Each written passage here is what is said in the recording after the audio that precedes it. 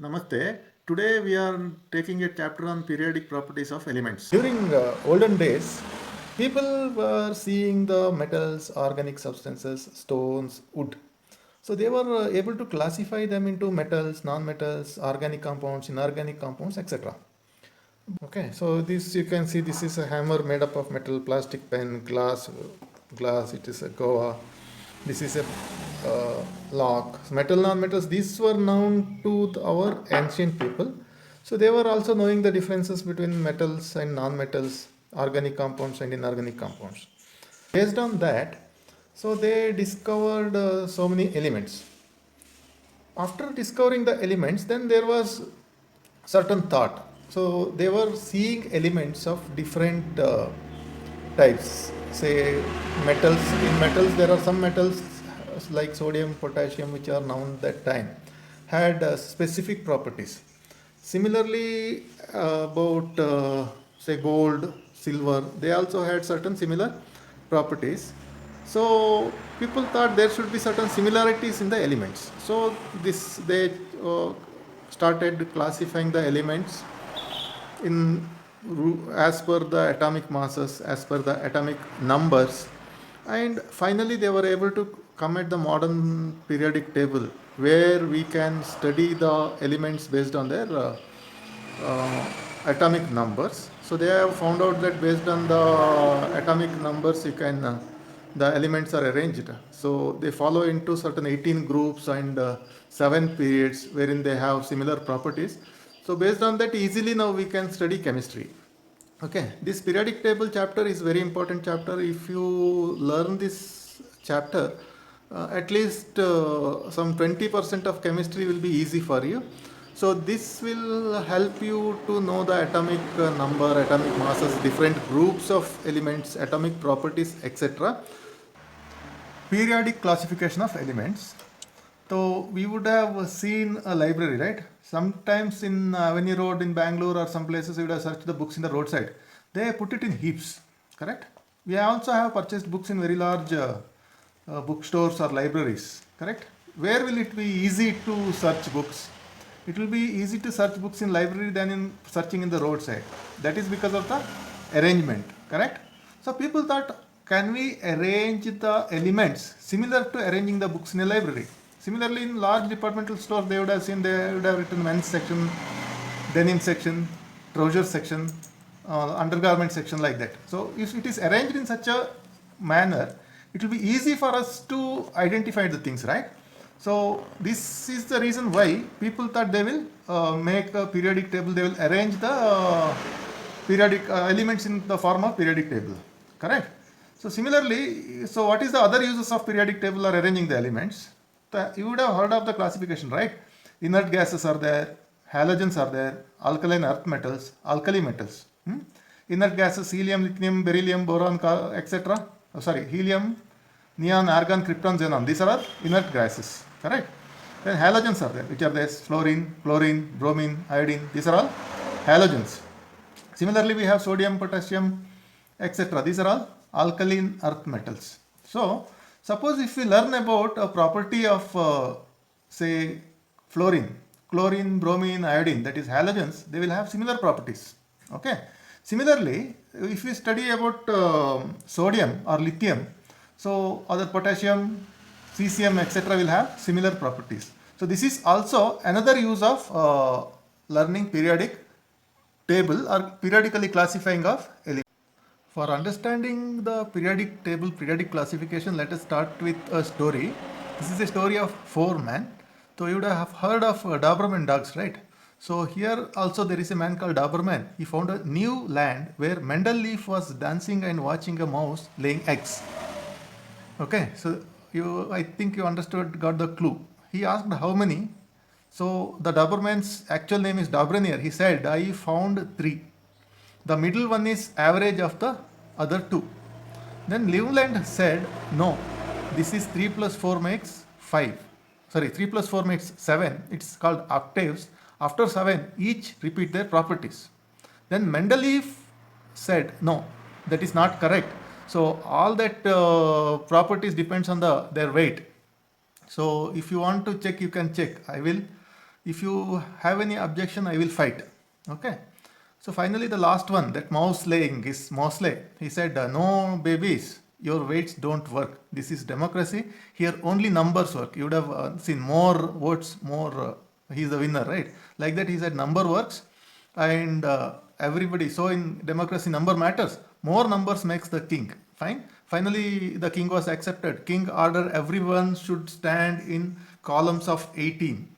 Okay, straight line 18 and rows of 7. And after arranging everybody in columns of 18 and rows of 7, some about 28 people were left. They are made to sleep below the table. Okay, so this is the story of periodic table. This periodic table is made up of 7 rows, 18 columns, and F block elements 14, they sleep in the bottom. So the 4 men are Daubrunner. The Daubrunnier's triads, it represents 3. Newland's octaves represent 7. Mendeleev's weight means it is nothing but his atomic law or periodic law. It stated that the periodic properties of elements depends on their mass, atomic mass. And Mosley is the modern periodic law, which states that the periodic properties of elements depends upon their atomic numbers. Okay.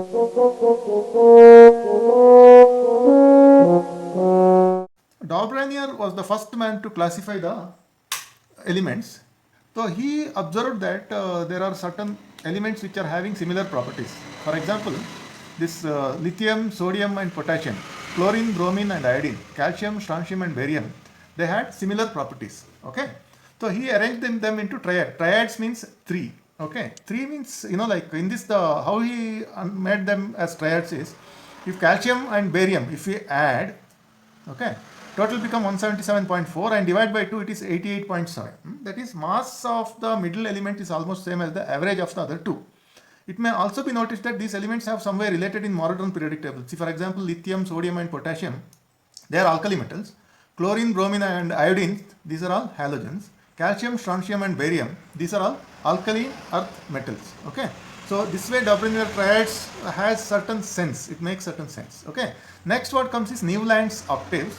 Newland's, so he observed that when elements are arranged according to increasing atomic masses, the 8th element had properties similar to first element. Okay, so he called that as law of octaves, that when the elements are arranged in increasing order of atomic mass, the 7th element will, after 7th element, that is 8th element, will have the property similar to the first element. He called it as law of octaves. Okay, so this is how we arranged it. 56 elements were known to Newlands at that time. So he arranged them in this manner. See, in some places there are 2 elements put in a column. See, for example, carbon and nitrogen, selenium and lanthanum. So these are the 2 exceptions. So this is another way of classification. But here the Newlands made certain bold calculation. That is, his law followed up to his law. So there are certain drawbacks. His law was followed up to the element calcium. After that, his law did not work out. So he did one what you can say egoistic statement, that according to his law, there will be only 56 elements that can exist in the nature.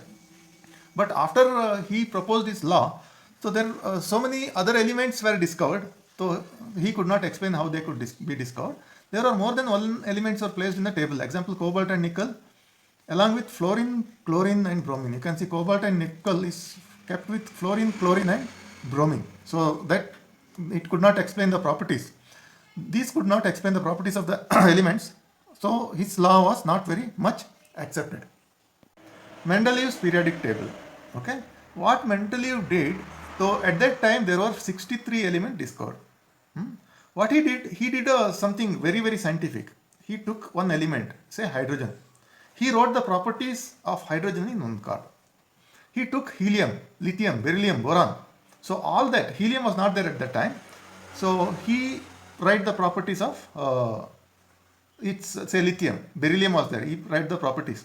Write that he wrote 63 cards. Okay, when he arranged them according to the order of atomic masses, see, then again he arranged them according to the property. Then he found out that when it is arranged according to the properties, that followed atomic mass. So he made a table out of this work. That is, he wrote the properties on one card, one element, one card. He arranged them as according to the similar properties and arranged them according to the atomic number. It followed a pattern. According to that, he made a arrangement of 63 elements in 8 columns which had similar properties and 6 rows, 6 periods. Fourth period onwards, there were first series and second series. He explained that the properties of elements are the periodic function of their atomic masses. This is called Mendeleev's periodic law. So let us see the periodic table. So Mendel periodic table has a lot of achievements. So he said some elements of lower atomic mass were placed before, in some places, lower atomic masses were placed before that of higher atomic mass. Let us see the table. Cobalt and nickel, it were placed, cobalt is placed before nickel, which has got different atomic mass. There were some gaps also he kept in the elements. He boldly said that there will be some elements which fit to this place and so it will be discovered in future. So he named Eka for them. Scandium, gallium and germanium are named Eka boron, Eka aluminum and Eka silica. So example, Eka aluminum predicted by Mendel at mass 68. So it was discovered later. The mass was 69.7. Oxides and chlorides were formed as he predicted. So when inert gases were discovered, so without disturbing the table, we could place that in a separate group without disturbing the table. This is also one of the achievement of Mendel's periodic table. So that you can see he had kept the atomic masses of lower atomic mass before higher atomic mass.